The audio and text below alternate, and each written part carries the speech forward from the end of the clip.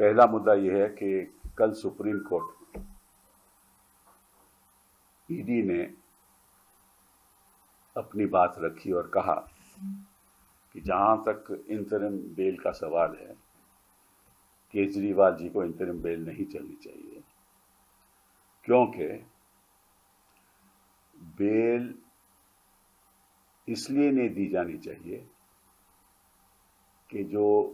प्रचार करने का हक है वो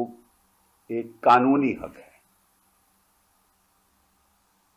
वो संवैधानिक हक नहीं है। तो कोई कहे कि मुझे अंतरिम बेल पे आप रिहा कर दो, तो संविधान के आधार पे वो गलत होगा, और अगर कानूनी हक है केवल, तो कैसे कोई कह सकता है, क्योंकि उनके खिलाफ तो केस है और उसकी तफ्तीश हो रही है। और ये बात भी सही है कि जो चुनाव में प्रचार करने का हक है वो कानूनी हक है, लेकिन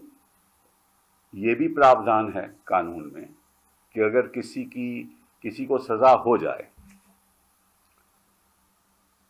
और कोर्ट कहे कि साहब इस सजा को हम स्टे कर देते हैं, तो प्रचार में हिस्सा ले सकता है ना। तो जिसको सजा हो जाए उसको कोर्ट स्टे करके हक दे सकता है कि आप जाकर प्रचार कीजिए,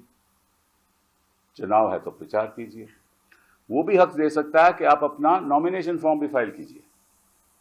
आप चुनाव भी लड़ सकते हो। अब इनसे पूछिए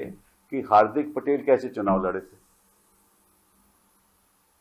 हार्दिक पटेल जी की कन्विक्शन थी, हाई कोर्ट ने स्टे नहीं दिया, हार्दिक जी सुप्रीम कोर्ट आए, सुप्रीम कोर्ट ने स्टे दे दिया, हार्दिक जी चुनाव लड़े, हार्दिक जी बीजेपी में शामिल हो गए। तो जिसके खिलाफ सबूत है, जिसके खिलाफ सजा है, उसको तो हक है अगर कोर्ट स्टे दे दे, और जिसके खिलाफ केवल आरोप है उसको स्टे नहीं मिल सकती, क्योंकि चुनाव में हिस्सा लेना एक कानूनी हक है, संवैधानिक हक नहीं। तो ये किस किस्म की राजनीति हो रही है और किस किस्म की राजनीति ईडी कर रही है कि जिसके खिलाफ सबूत नहीं, आपको उसको अंदर रखे हुए हो, और इस वक्त आपने गिरफ्तार किया जब चुनाव आ रहा था, चुनाव में हिस्सा नहीं ले सकते। वो एक अपनी पार्टी के लीडर हैं, दिल्ली के चीफ मिनिस्टर हैं। तो ये छोड़िए सब, इन पदों को छोड़िए, लीडरशिप को छोड़िए, चीफ मिनिस्टर हैं वो भी छोड़िए, इस देश के नागरिक तो हैं ना। और मालूम सुप्रीम कोर्ट ने क्या कहा है कि फेयर एंड फ्री इलेक्शन,